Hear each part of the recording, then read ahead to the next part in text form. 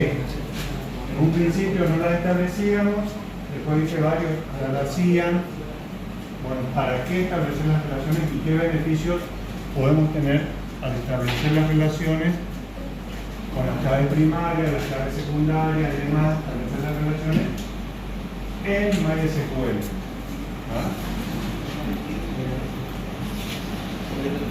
Subí el material en el aula, final de la unidad 3.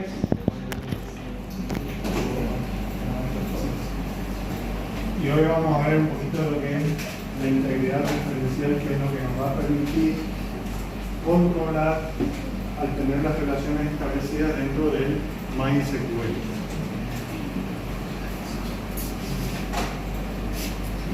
En el aula,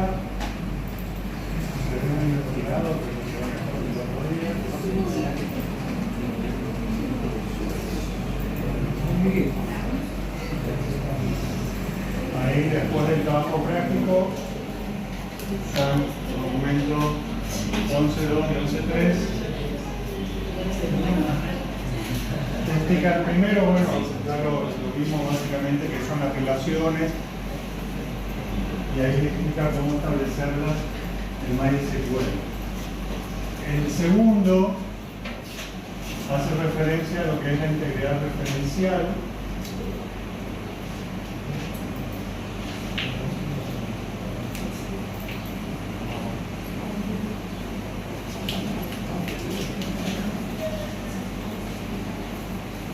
Vamos a ver un poquito de esto, después trabajamos sobre el trabajo. Por ahí tuve algunas consultas. Como dice en el enunciado, cualquier cosa que ustedes quieran agregar a la estructura, al sistema en sí, lo pueden hacer. Si bien la consulta que iniciaron recién es más orientada a la programación que a la base de datos, pero bueno.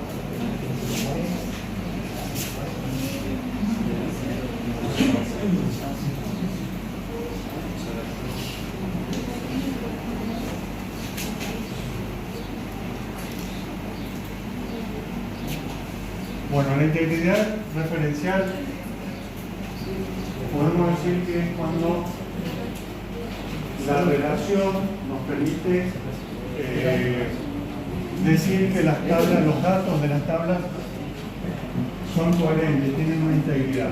O sea que principalmente lo que nos va a permitir es que no haya relaciones entre tablas, o que no haya campos que no tengan la relación correspondiente. Por ejemplo, si agregamos una factura relacionada con la tabla clientes, que esa factura no tenga cargado el ID de un cliente que no exista. Esté relacionado con que existan los datos para poder establecer esa relación entre las tablas. Porque si no, no tiene integridad esa relación entre esas tablas. O si borramos,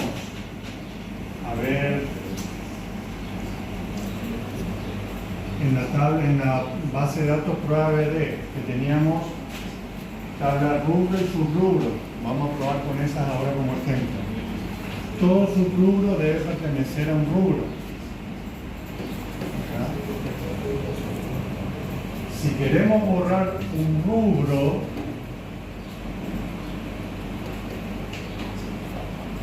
nos borre a su vez todos los subrubros asociados, o que no nos permita borrar un rubro que tiene subrubros asociados. O vamos a ver diferentes acciones que podemos programar en esa relación, que es una que bloquee, que permita, que reemplace por un dato nulo, que reemplace por un dato por defecto. Diferentes acciones que se van a dar principalmente ante un borrado de datos o ante una actualización de datos, y podemos determinar a través de esa relación qué hacer con los datos relacionados en la tabla y cómo vamos a llegar a eso. ¿Ah? Si nos permite o no nos permite, o si agregamos un nuevo registro, bueno, entonces le dice que el dato que cargamos forme parte de la tabla madre, que se dice que es la tabla principal. O sea que si agregamos una factura para un cliente, el código del cliente, que va a ser el ID o la clave foránea que lo va a relacionar con la tabla cliente, el código cargado, el dato cargado, debe existir en clientes. ¿Vale? Eso es lo que nos permite hacer al establecer las relaciones entre las tablas en MySQL. Todo esto es para preservar la integridad de los datos. Imagínense que si nosotros tenemos la lista de clientes y la lista de facturas, que tenemos relacionado todas las facturas de un cliente, de cada cliente, ¿cómo va a ser esa relación? De uno a muchos. Un cliente puede tener muchas facturas. Una factura va a tener un solo cliente asociado, o sea, de uno a muchos. Si supongamos que tenemos este cliente que tiene 5 facturas, y nosotros borramos a este cliente, lo eliminamos de la tabla clientes, y no hacemos nada con esas 5 facturas que estaban relacionadas con ese cliente, perdemos integridad de los datos, perdemos la relación. Esas 5 facturas, los registros de esas 5 facturas van a quedar cargados en facturas, pero asociadas con ningún cliente porque el cliente ya no existe más. Por eso, al establecer la relación, nosotros podemos decir, bueno, si se borra cliente, que borre las 5 facturas también. O que si borra un cliente que tiene facturas, no lo permita borrar. Sí. Eso, no sé si te digo, ¿cuáles son las claves foráneas? Claro, se establecen las relaciones en la clave foránea. Ahí vamos a establecer las relaciones a través de la clave foránea. Ya lo vamos a ver cómo. ¿Ya? Son diferentes acciones que tenemos que tener en cuenta. Si borramos un cliente, le estoy dando un ejemplo, ¿cierto? Si borramos un cliente, ¿qué hacemos con las facturas de ese cliente? ¿Las borramos también o no nos permite borrar el cliente? ¿Ya? O otra acción posible es borrar el cliente y poner como null el campo, o sea, dejarlas como nulas, que no tienen relación con cliente, para después a ver qué se hace con eso. ¿Ya? Según cuál es la política de nuestro sistema. Borramos cliente, borramos factura. Puede ser que así sea. En un sistema de factura de una que no. Porque hace falta borrar el historial de la factura. Si borramos un cliente, en realidad los sistemas por lo menos no permiten borrar un cliente que ya tiene datos cargados como facturas.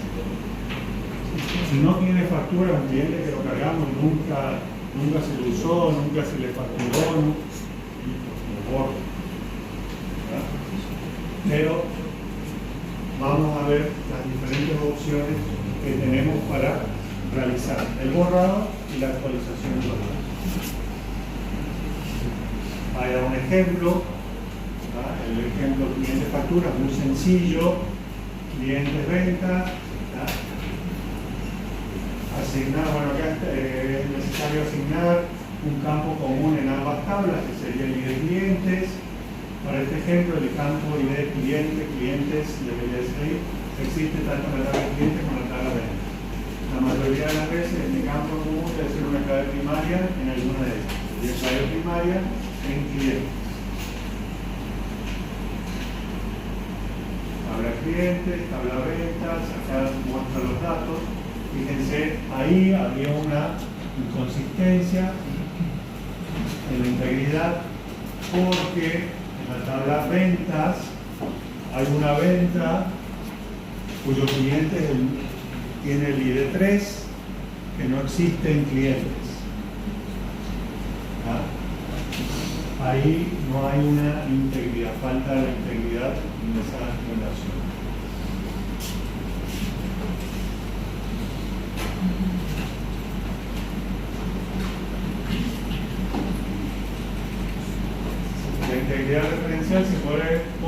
ver básicamente en tres situaciones. Cuando se está insertando un nuevo registro, cuando se está eliminando un registro, cuando se está actualizando un registro. La restricción de carga foránea que hemos definido se asegura que cuando un nuevo registro sea creado en la tabla venta, este debe tener su correspondiente registro en la tabla cliente. En esas tres situaciones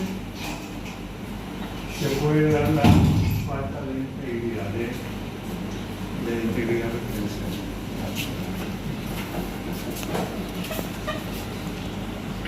Las opciones estándar al eliminar un registro son on delete restrict, o sea, ya vamos a ver después qué significa cada una. No acción, son muy parecidas las dos. Set default, cascade y set null. Eso es cuando estamos borrando. Y cuando estamos actualizando con un update, puede ser restrict, cascade o set null. Y más allá están explicados cada uno. Set null sería borra o actualiza el registro en la tabla padre, sería cliente, y establece null los campos que establecen la relación en la tabla hijo. La tabla que tiene la clave foránea. Por supuesto es válido si está definida como que acepte el valor null. Cascade borra o actualiza el registro en la tabla padre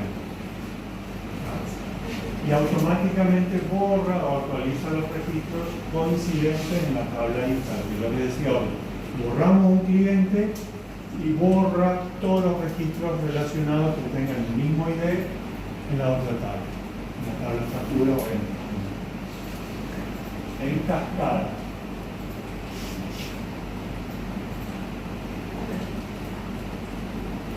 No acción, similar al primero, ¿verdad?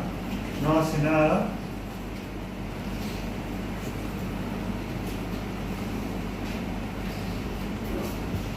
No, perdón. Claro, sí, no hace nada. El intento de borrar o actualizar un valor de la clave primaria no será permitido si en la tabla referenciada el valor es como el restrict. El restrict y el no action son lo mismo. No permite borrar o actualizar si hay campos relacionados en la tabla I. Acá está el restrict. Rechaza la operación de eliminación o actualización en la tabla padre. No action y restrict son similares en tanto permiten la cláusula on delete o on update. Restrict y no action son similares. No permiten el borrado o la actualización de los datos si hay datos en la tabla relacionada, en la tabla I. Y set default, esta acción es reconocida por el procesador de sentencias,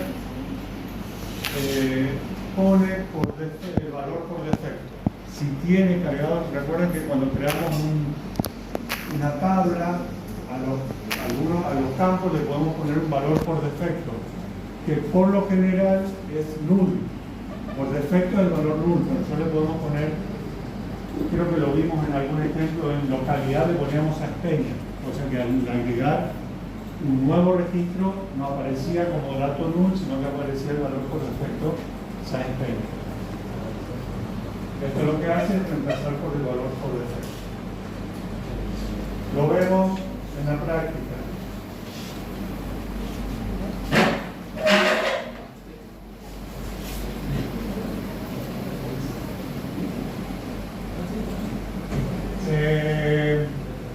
El servidor no anda accidentalmente o servidor informativo, así que van a tener que trabajar de forma local con él. Sí, el servidor no. Supuestamente era el disco D, pensé que iba a andar el disco de datos, nomás se lo